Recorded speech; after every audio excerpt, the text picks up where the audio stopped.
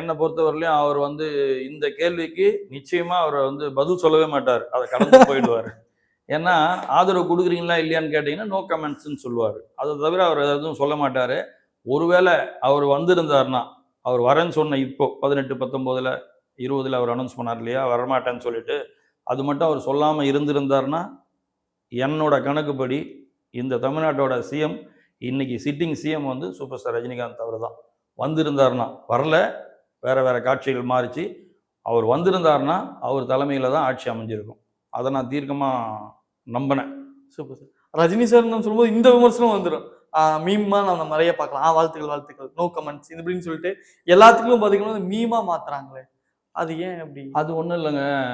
Rajini sir என்கிட்ட கேட்டிருக்காரு. நான் சில டிபேட்லலாம் அவருக்காக பேசும்போது வந்துட்டு லைவ் ஷோலாம் நிறைய பேசியிருக்கேன். பேசும்போது அதுக்கப்புறமா வந்து செய்தி ஆமாம் சேனலில் அதுக்கப்புறம் அவர் என்ன பண்ணுவார், என்னை பார்த்து கேட்கும்போது கேட்டிருக்காரு, சாய் எப்படி சாய் என்ன சாய் கேட்கறதுக்குலாம் டக்கு டக்குன்னு பதில் சொல்லுங்க.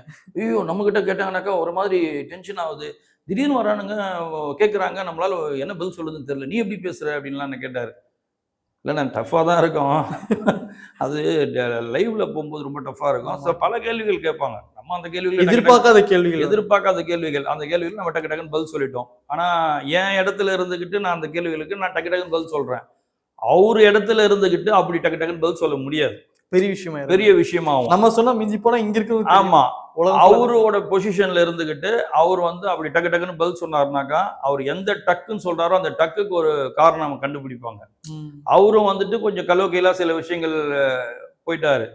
நான் வள்ளுவருக்கும் கலர் அடிக்க முடியாது, எனக்கு அடிக்க முடியாதுன்னு சொல்லிட்டுலாம் போனார் இல்லையா. அந்த மாதிரி சில மூமெண்ட் வந்து பதில் சொல்ல முடியுமே தவிர, இந்த மீம்ஸ் கிரியேட் பண்றவங்களுக்கு வந்துட்டு அவங்கள வந்து கண்ட்ரோல் பண்ணணும்னா நோ கமெண்ட்ஸ் தான். என்ன அவர் வராருன்னு சொல்லும்போது நீங்க கேள்வி கேட்டீங்க, அவர் வரலன்னு சொன்னதுக்கப்புறம் அதே கேள்விகளை போய் கேட்டுட்டு இருந்தாருன்னா, இல்லைங்க எனக்கு வந்து சினிமா பத்தி கேட்டால் பதில் சொல்றாரு, அரசியல் பத்தி கேட்டால் நோ கமெண்ட்ஸும் சொல்றாரு.